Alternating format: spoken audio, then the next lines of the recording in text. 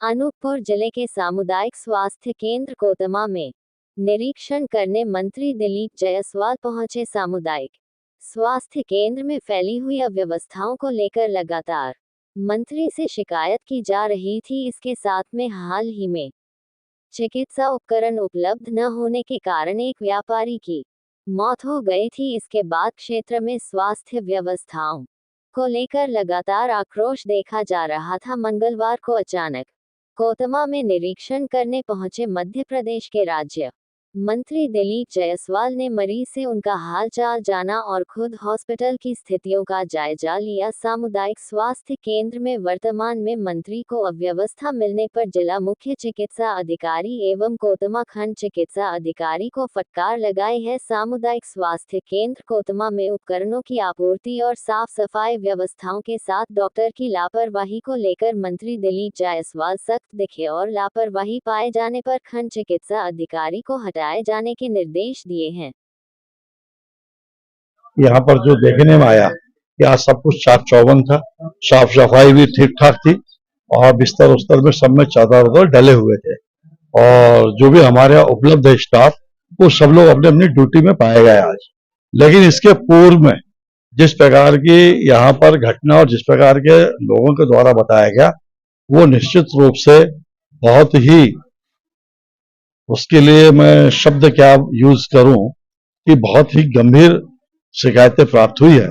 जो कि मैंने CMHO साहब भी साथ में थे और उसके लिए मैंने उनको स्पष्ट रूप से कहा है कि इस प्रकार का जिनके द्वारा भी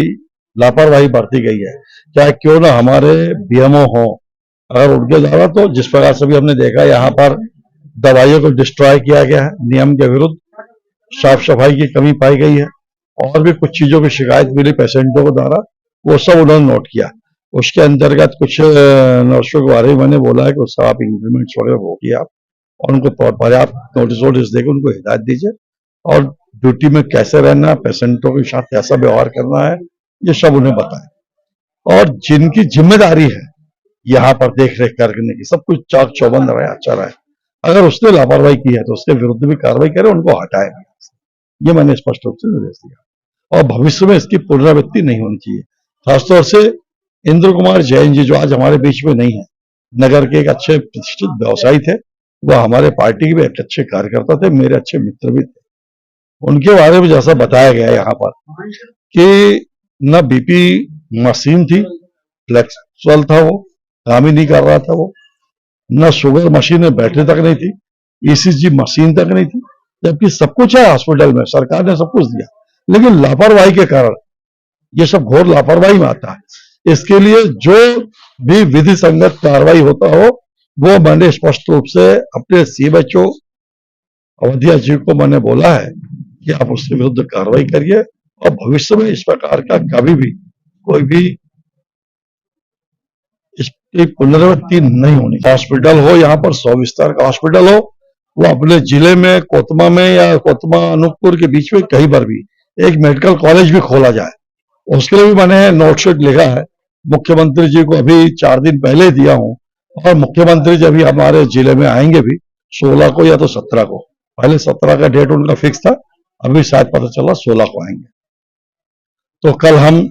जब जिस दिन भी आएंगे वो उसे पुनः मांग रखेंगे और मुझे पूरा विश्वास है कि हमारा कोतमा 100 बिस्तरी हॉस्पिटल भी होगा और बहुत जल्दी भविष्य में हम अपने जिले में मेडिकल कॉलेज भी बनवाने में सफल होंगे, ऐसा मुझे विश्वास है। की कमी के बारे में भी अवगत कराया जाए। बिल्कुल, ये बात सत्य है, यही ही नहीं जिले में भी कमी है, पूरे प्रदेश में कमी है। देखिए, इसके बारे में ये मालूम होना चाहिए कि 2003 के पहले पूरे मध्य प्रदेश में मात्र 5 मेडिकल कॉलेज थे और जिस प्रकार के हमारे यहाँ डॉक्टरों की डिमांड है, आवश्यकता है, तो 5 मेडिकल कॉलेज से पूर्ति ही नहीं हो सकती थी। लेकिन जब से हमारी भाजपा की सरकार आई,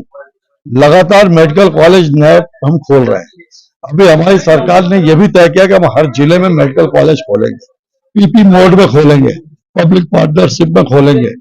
और जब मेडिकल कॉलेज खोलेंगे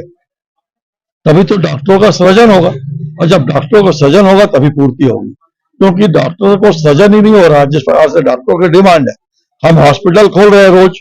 प्राथमिक स्वास्थ्य खोल रहे हैं, प्राथमिक स्वास्थ्य केंद्र से हम उसको सामुदायिक में उन्नयन कर रहे हैं, सामुदायिक से हम उसको सिविल में उन्नयन कर रहे हैं, सिविल से हम मेडिकल में भी कर रहे हैं। इसीलिए कर रहे हैं कि वहां पर एक तो जब उन्नयन कर रहे हैं तो डॉक्टर की आवश्यकता बढ़ रही है,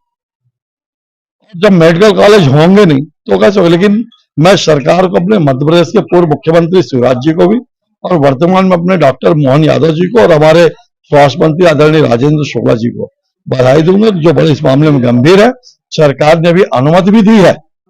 स्वास्थ्य विभाग को कि जो भी कमी है उसकी भर्ती भी करिए आप, और पीपी मोड में चाहे जैसे भी जहां भी हो मेडिकल कॉलेज भी खोलिए। इसके लिए मैंने स्पष्ट रूप से, इसीलिए आज संयुक्त रूप से हमने इसका निरीक्षण किया है संयुक्त रूप से, और सीएमएचओ साहब को स्पष्ट रूप से बोला है कि आप सप्ताह में एक दिन बिना बताए,